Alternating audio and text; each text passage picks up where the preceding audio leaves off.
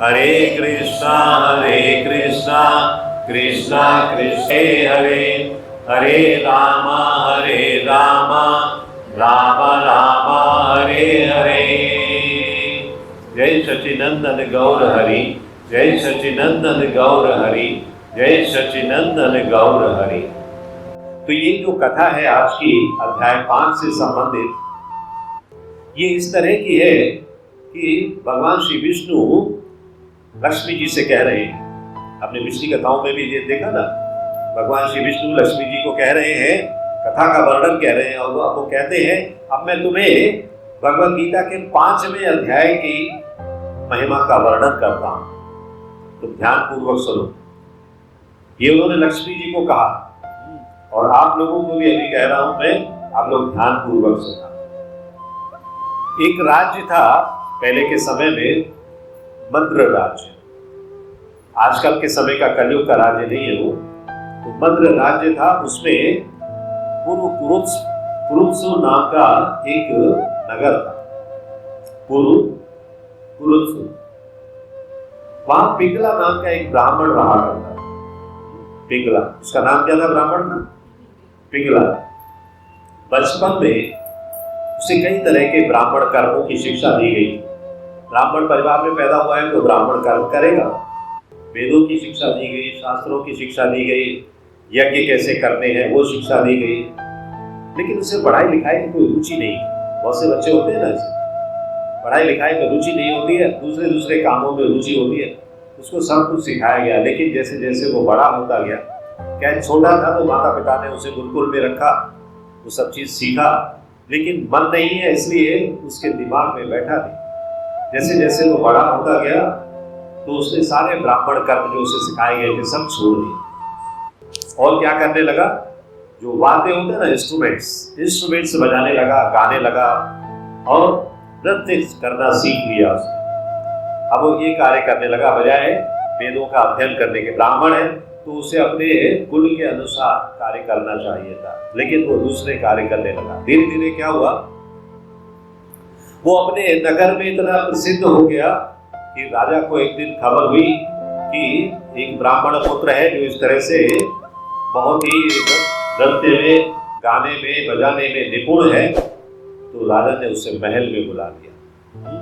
महल में जब आमंत्रित किया तो उन्होंने कहा कि तुम बहुत अच्छा बजाते हो, गाते हो, नृत्य करते हो, मुझे तुम्हें कुछ देना है। अब राजा के सामने हाथ जोड़कर खड़ा है। तो राजा ने कहा कि आज से तुम मेरे महल में ही रहोगे,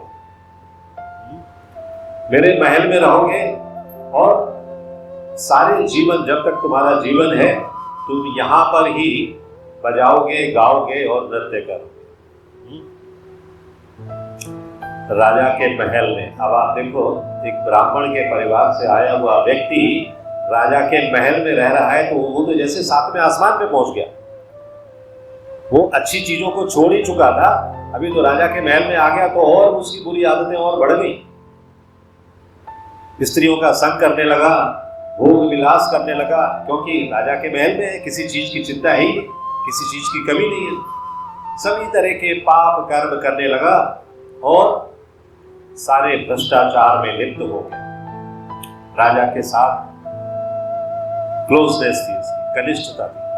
तो घनिष्ठता के कारण वो उस घनिष्ठता का, राजा के साथ अपनी मित्रता का दुरुपयोग करने लगा, बहुत घमंडी हो गया। आप देखो, जब समय बदलता है ना, ऐसा होता है। शास्त्रों का अध्ययन करने के बाद आप दूसरे मार्ग पर चले गए, वहां से राजा के महल में आ गए। राजा के महल में आकर दुनिया भर की सारी बुराइयां आपके अंदर पैदा हो गई। फिर क्या हुआ है कि वो क्या करने लगा, कहते हैं ना, जो राजा के नजदीक होता है वो कानाफूसी ज्यादा करता है ना, वो ऐसा है, वो वैसा है, वो वैसा है। इस तरह से राजा को भी आनंद आता था, अच्छा ये तो मेरा बड़ा अच्छा दूत है, मेरे लिए खबरें ला कर देता है। तो वो राजा के लिए तरह तरह की खबरें बताने लगा। राजा प्रसन्न है, राजा ने उसे और ऊंचा ओहदा दे दिया कि तुम तो मेरे खबर ही हो, हाँ, मुझे खबर लेकर आते हो। तो पिंगला की एक पत्नी थी जिसका नाम था अरुणा।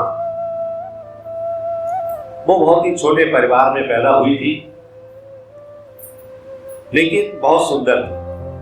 उसने देखा कि मेरा पति इतने भोग विलास कर रहा है तो मैं क्यों छोड़ूं, मैं भी भोग विलास करूंगी।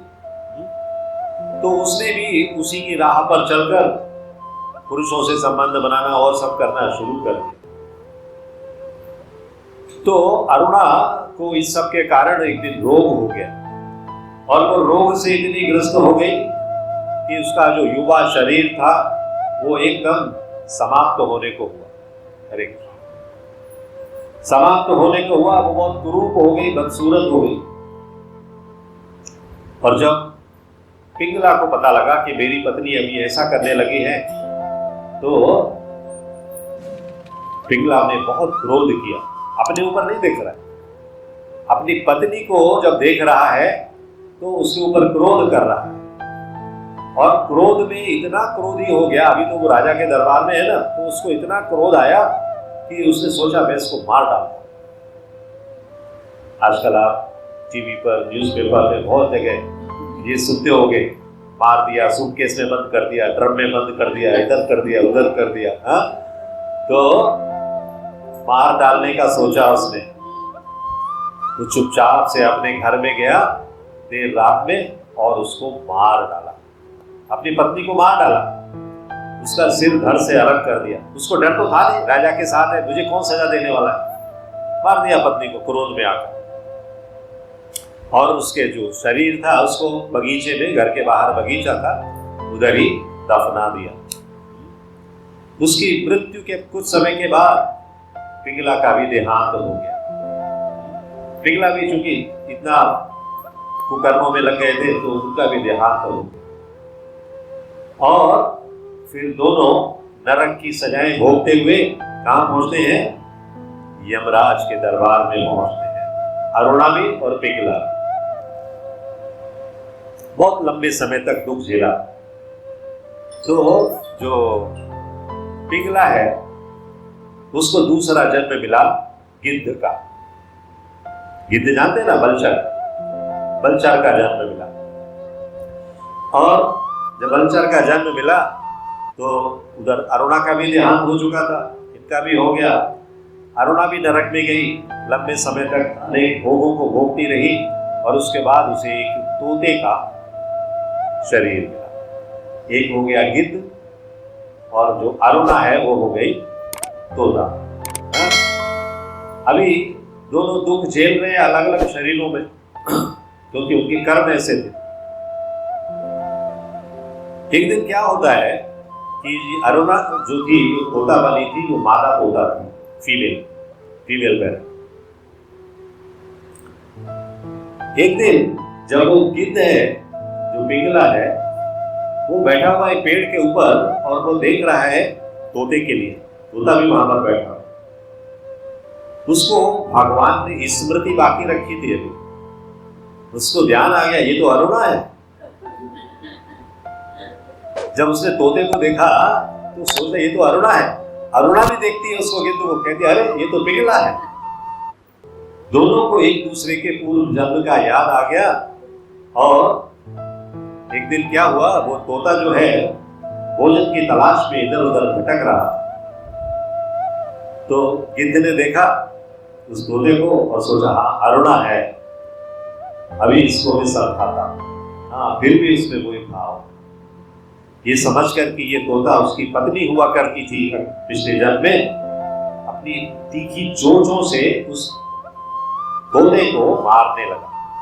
तोता कितना छोटा सा जीव होता है और गिद्ध तो बहुत बड़ा होता है, उसकी चोंच भी बड़ी होती है, तो वो चोंच से उसको मारने लगा।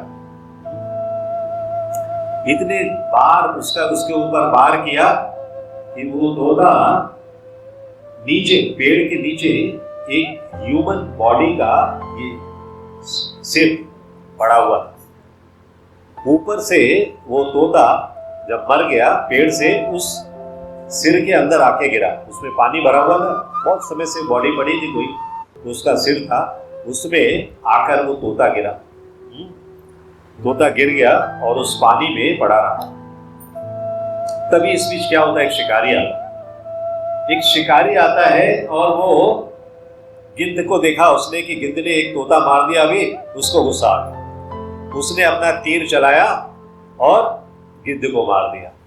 अभी गिद्ध भी मर गया, तोता भी मर गया, और गिद्ध भी वहीं बैठा था, अभी वो भी गिरा तो उसी खोपड़ी में गिरा।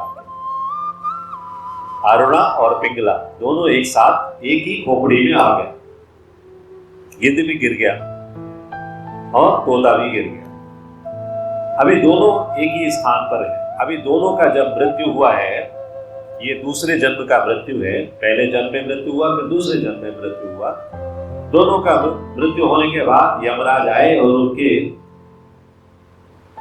उनकी आत्माओं को लेकर गए। यमराज के दूत आए और मृत्यु लोक से जब लेकर गए हैं यमराज लोक में, तो ये दोनों सोच रहे हैं अभी भी, अरे हमने तो बहुत पाप किए हैं, यमराज अभी हमें और कितनी सजाएं देंगे। दोनों भयभीत हैं। दोनों यमराज के समक्ष पहुंचे तो उन्होंने उनसे कहा, अब आप सभी पापों से मुक्त हो गए हैं और आप वैकुंठ जा सकते हैं।